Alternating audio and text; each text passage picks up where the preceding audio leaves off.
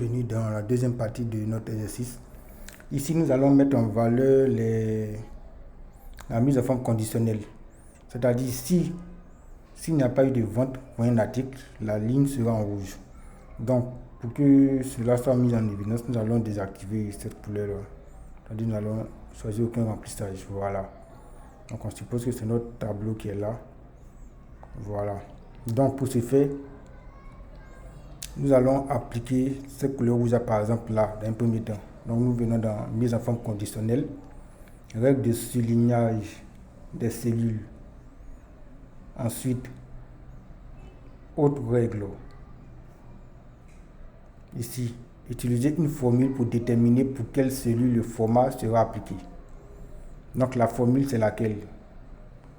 La formule sera fonction de la vente que nous avons calculée. Donc on va dire quoi? Égal. Pour la première ligne, c'est nous avons H4. Donc si la plage, ici la plage de H4 à H12 est égale à 0, alors tu mets en rouge. Ce que nous allons demander à Excel de faire.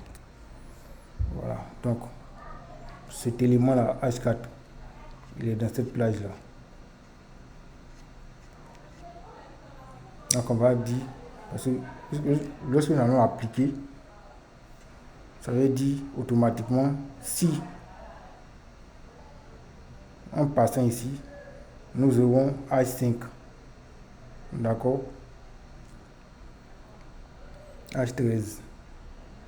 C'est-à-dire si l'élément qui est là est égal à 0, automatiquement ici ça se met en rouge. Si l'élément ici est égal à 0, automatiquement là aussi doit se mettre en rouge. Donc on valide. Vous voyez, là c'est en rouge. Si je mets 0 là aussi, c'est en rouge. C'est le procédé qui est là. On peut venir l'appliquer aussi également là. Mise en forme conditionnelle, règle de soulignage, autre règle. Utiliser une formule, la même formule basée sur la vente. Si la vente est égale à 0, la plage qu'on a sélectionnée au préalable doit être en rouge. On applique, vous voyez. On peut venir aussi l'appliquer ici, mise en forme conditionnelle.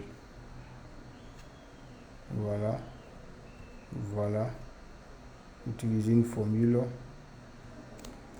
Voilà. Vous voyez. On peut aussi faire de même ici. Voilà. Utiliser une formule. Voilà. Vous voyez. On peut aussi faire pareil.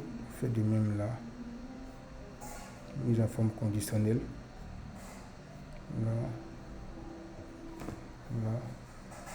Utiliser une formule. Là.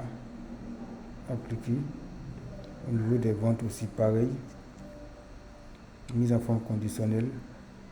Là. Autre règle. Utiliser une formule. Là aussi. Voilà. Même au niveau de la vente. Au niveau du stock actuel. On peut aussi l'appliquer. Voilà. Utiliser une formule. Vous voyez. Et ici, pour finir, mise en forme conditionnelle. Utiliser une formule. Voilà. Et c'est fait. Nous enregistrons. Nous allons voir que si nous changeons les données, il y a eu 30 ventes par exemple. Vous voyez. Là aussi, on suppose qu'il y a eu 34 ventes. Vous voyez. Voilà. Donc c'est un peu l'esprit. Donc merci et nous passons à l'exercice numéro 17.